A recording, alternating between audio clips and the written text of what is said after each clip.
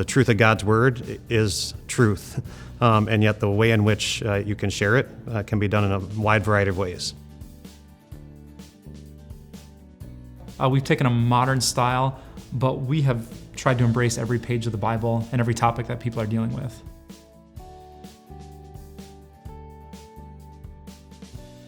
So I was pastor at St. Peter for about 2 years, which is the North Campus connected to the core. And a gentleman from our church approached me, and he came to me and basically started the conversation. Pastor, my generation has failed the church and the generations to follow. We've kind of done what we believe was best and what was best for us, but we've missed the mark in trying to reach people of my grandkids' generation.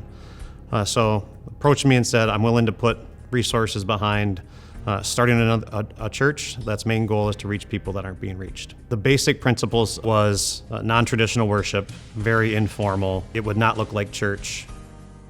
A traditional worship service is awesome, but you come down here and you float out the door. It's so uplifting, and the word speaks to your heart, as does the music. And we love to worship as a family. Yeah, the style and the look of our church is a little bit different from where Pastor Jeske preached. I was actually thinking yesterday that the guy who almost single-handedly helped the core get started was an elderly man who actually doesn't like this style. He gave just an incredible amount of time and energy and his own finances, even though this isn't the kind of way that he prefers to worship.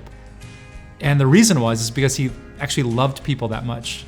He thought about people in his family in their 20s and 30s who had kind of disconnected from church and the Bible and from Jesus.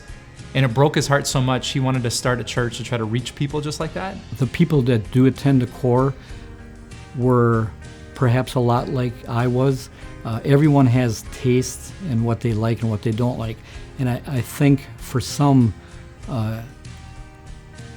traditional church just didn't grab them the way they would like. Then we would get some young families of people who would say, I know I'm not your target, but we'd love to be a part of the church. And they'd come and begin worshiping with us, and they'd invite their friends who had families. And so what you had very quickly was this large group of people, some who are in their 60s and some who are even older, if you've been at church, in their 80s, and they come every week.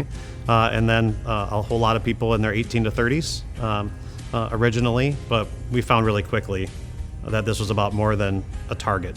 This is a church for everybody. We're not going to age discriminate by any means. We had 3 young children at the time, and kind of happened to stumble on the core because some friends had told us about it. Went and found out that it was a very different way of worshiping than what we were familiar with or used to. And my kids, after going a couple of times at their young ages, they kept asking when they get to go back. And that really spoke to my heart, because as a mom, my biggest responsibility is to know that they know Jesus. And the core was doing that for my husband and I. It was a place that we could take our children, and they truly wanted to be there. When we first came here, it was not a style that we per se liked necessarily, but on the way home from the first time we came here, we started chatting with our kids about the sermon, and immediately we're able to do that with our kids, which we had never been able to do before. So it was pretty awesome. We sometimes call ourselves a 922 church or 922 ministries. 1 Corinthians 9 verse 22, where Paul said that he would become all things to all people, so that by all possible means he might save some.